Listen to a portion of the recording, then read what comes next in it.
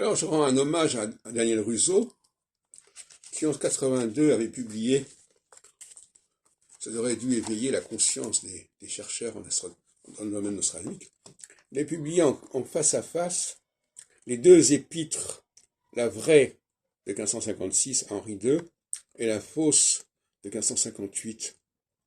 Et on s'aperçoit que, alors je ne sais pas s'il en parle dans son ouvrage, le Testament de Nostradamus, qu'il m'avait dédié, quand je l'ai rencontré en 85 au colloque d'Nostradamus, il avait fait une dédicace. Mais je crois qu'on s'est passé inaperçu.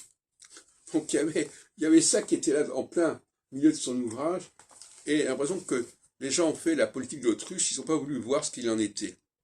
Alors, ce qu'il en était, c'était évidemment que l'épître de 1558 était une copie trafiquée de l'épître de 1556, en tête des présages merveilleux pour 1957, que j'ai publié moi-même en 2002 dans le document inexploité sur Nostradamus.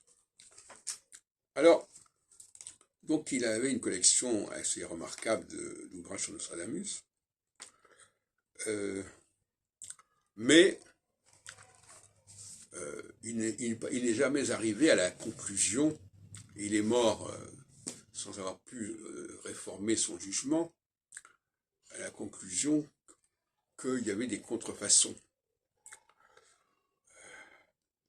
Et c'est dommage, parce que s'il avait mis l'accent là-dessus, il aurait été suivi plus ou moins par les chercheurs. C'est une occasion manquée. Et puis alors, il nous faut parler évidemment de ceux qui ont continué dans son travail de recension des productions nostradamiques, avec Shomara, biographie Nostradamus, paru en 89, et avec le répertoire chronologique de Robert Ben Azra, que j'ai publié chez Très Daniel, en coédition, en 90. Ces deux bibliographies qui complètent et qui prolongent celle de Russo, parue 7 ans plus tôt, en France, aux éditions du Rocher,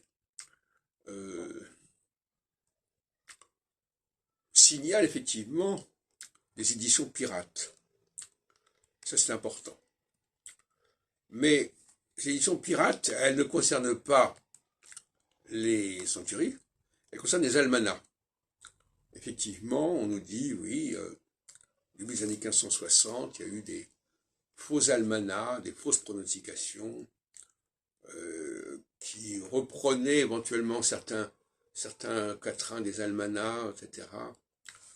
Mais les quatrains des almanachs, ça n'a rien à voir avec quatrains des centuries, hein.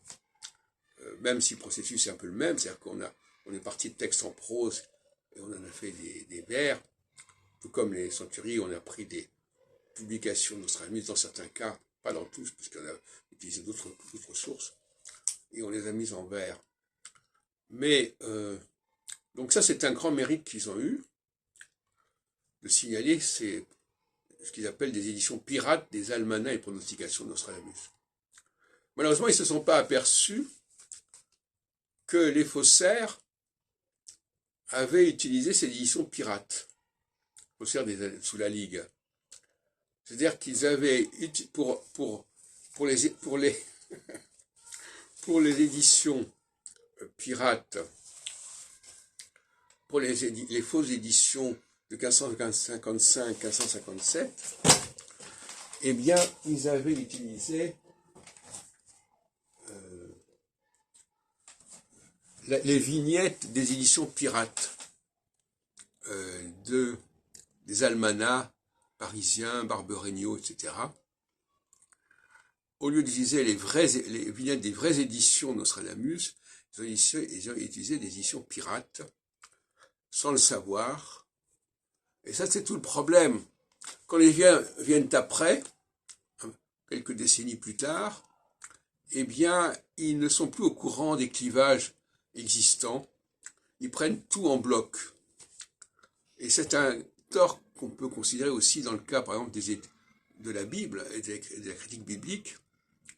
C'est-à-dire que on a par la suite pris des choses qui se copiaient ou qui s'inspiraient les unes des autres comme étant d'un seul tenant, et ça a donné l'Ancien Testament, qui est quelque chose d'extrêmement hybride et bâtard.